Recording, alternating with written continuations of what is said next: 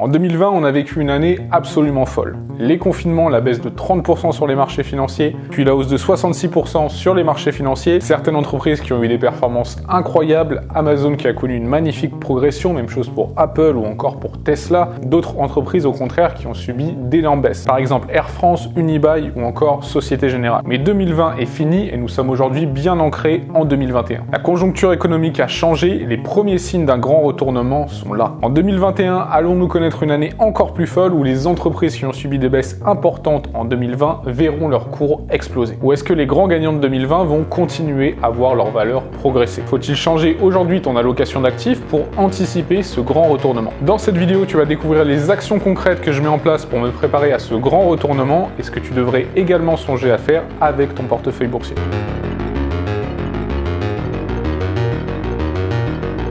Retour en mars 2020. Les marchés financiers s'affolent, des mesures restrictives arrivent en Europe, aux États-Unis et dans la quasi-totalité du monde. Beaucoup d'entreprises sont à l'arrêt. Seules les entreprises qui opèrent sur Internet voient leur activité progresser. La grande majorité des business qui n'ont pas leur activité en ligne ont au contraire connu une baisse de leur chiffre d'affaires et de leurs bénéfices. C'est par exemple le cas des compagnies aériennes, des centres commerciaux, de tout le secteur du tourisme, de l'hôtellerie, etc. Plus que jamais, un écart se creuse entre les entreprises technologiques et les autres. Le Nasdaq à dominance technologique s'est relevé très rapidement de cette crise. Le S&P 500 s'est également relevé rapidement de cette crise, en grande partie grâce aux grandes capitalisations comme Amazon, Facebook, Google ou encore Microsoft. Sur le graphique que je t'affiche à l'écran, tu vois l'indice S&P 500 qui suit la performance des 500 plus grandes entreprises américaines. Sur ce graphique, on voit en bleu l'évolution des 10 plus grosses entreprises de l'indice S&P 500 et en rouge l'évolution des 490 autres entreprises.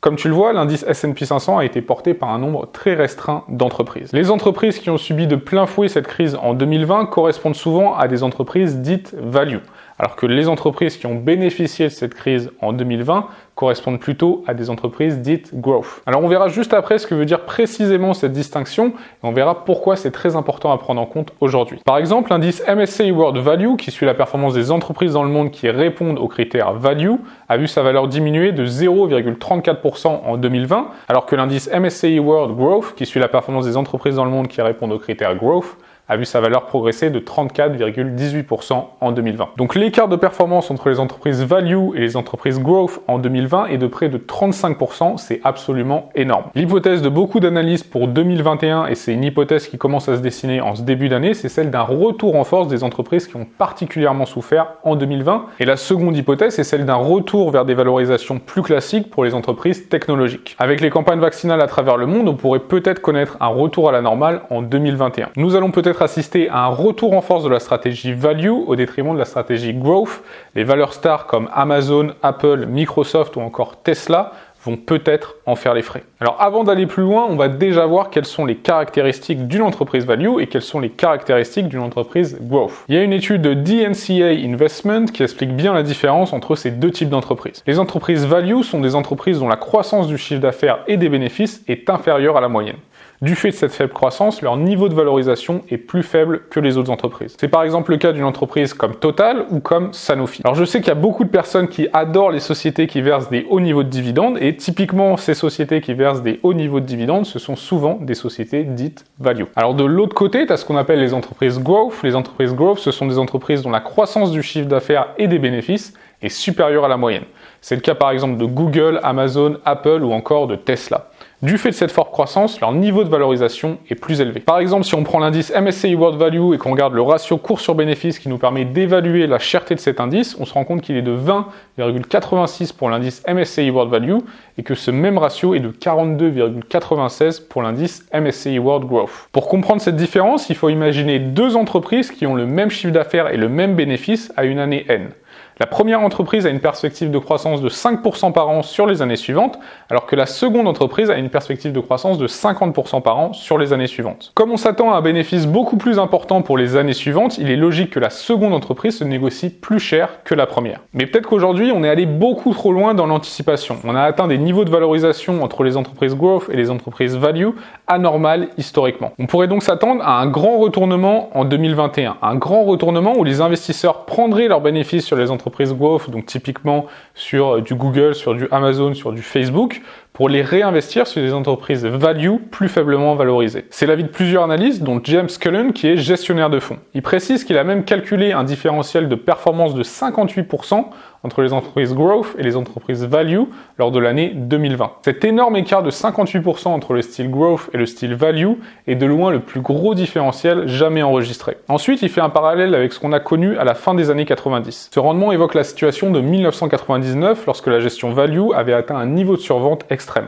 La gestion growth avait enregistré une hausse de 24%, tandis que le style value avait subi une baisse de 5%. L'écart de 29% avait été le plus élevé dans l'histoire du marché à cette époque. Comme vous pouvez le voir, l'année suivante, le marché avait subi un revirement et le style value avait monté de plus 24%, tandis que le style growth avait baissé de 17%, donnant lieu à un écart spectaculaire de 41%. À partir de ce moment-là, la gestion value a continué à monter pendant une bonne partie des 10 années suivantes. Alors ce grand retournement sur les marchés financiers, il a déjà été prédit de nombreuses fois depuis 10 ans, mais cette fois-ci, ça pourrait être différent. On avait notamment vu une surperformance en 2009 des entreprises value. On avait également connu un épisode similaire en 2013 et 2017, mais la tendance de fond depuis la crise de 2007-2008 est, comme tu le vois sur le graphique, à l'avantage des entreprises growth. Alors pourquoi cette fois-ci ça pourrait être différent et pourquoi il pourrait y avoir un vrai retournement vers les entreprises value au détriment des valeurs stars comme Amazon, Apple, Microsoft, Google, etc.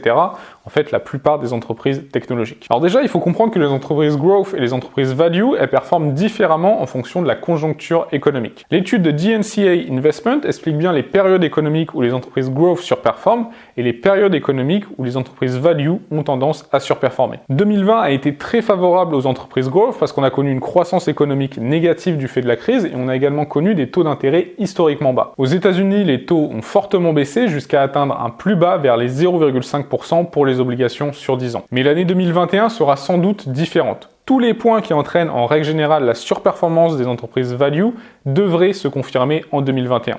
Le premier point, c'est la croissance économique. En 2021, on devrait retrouver une croissance économique forte aux États-Unis, en Europe et un peu partout dans le monde. Le deuxième point, c'est l'inflation qui redémarre. Ça fait les gros titres depuis quelques semaines avec notamment le plan de relance de Biden.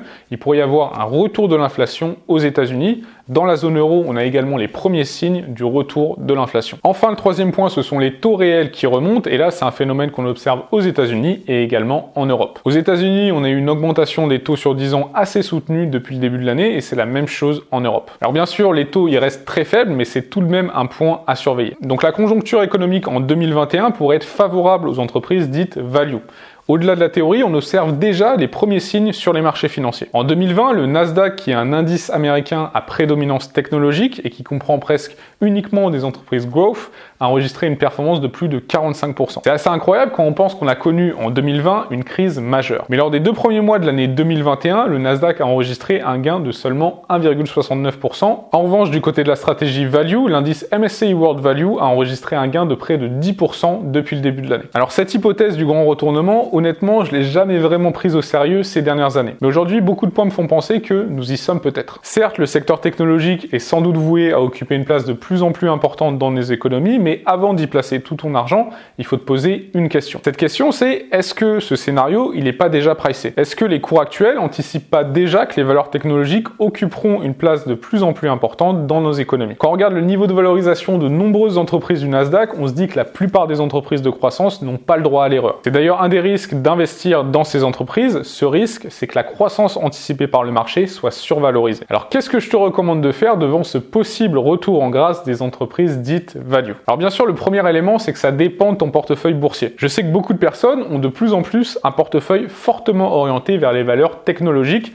C'est également mon cas. Un point important à comprendre si tu adoptes une stratégie avec un portefeuille d'ETF, c'est que les entreprises qui ont le mieux performé par le passé sont vouées à occuper une place de plus en plus importante dans ton portefeuille. Alors c'est lié au fait que la plupart des indices, ils sont construits avec une répartition par capitalisation, c'est-à-dire que le poids d'une entreprise dans un indice boursier dépend uniquement de sa capitalisation. Donc logiquement, si tu investis avec l'indice MSCI World qui suit la performance des grandes entreprises des pays développés, tu vas beaucoup être investi dans les grandes capitalisations américaines qui sont plutôt orientées growth. Par exemple, avec l'indice MSCI World, ta première ligne ce sera Apple, ensuite ce sera Microsoft, Amazon, Facebook, Google et Tesla. Alors dans le cas où ces entreprises continuent à surperformer, c'est génial parce que ton portefeuille, il est fortement orienté vers ces entreprises. C'est d'ailleurs parce que le S&P 500 est fortement investi dans ces entreprises qu'il s'en est très bien sorti en 2020, et c'est là qu'on voit que la concentration d'un indice sur un nombre restreint d'entreprises peut également avoir des avantages. Mais s'il y a un grand retournement et que le marché se met à bouder les valeurs technologiques et à aduler les entreprises value, ton portefeuille ne sera pas réellement préparé à ce retournement. Donc je vais te dire maintenant ce que j'ai décidé de faire pour réduire mon exposition aux entreprises growth.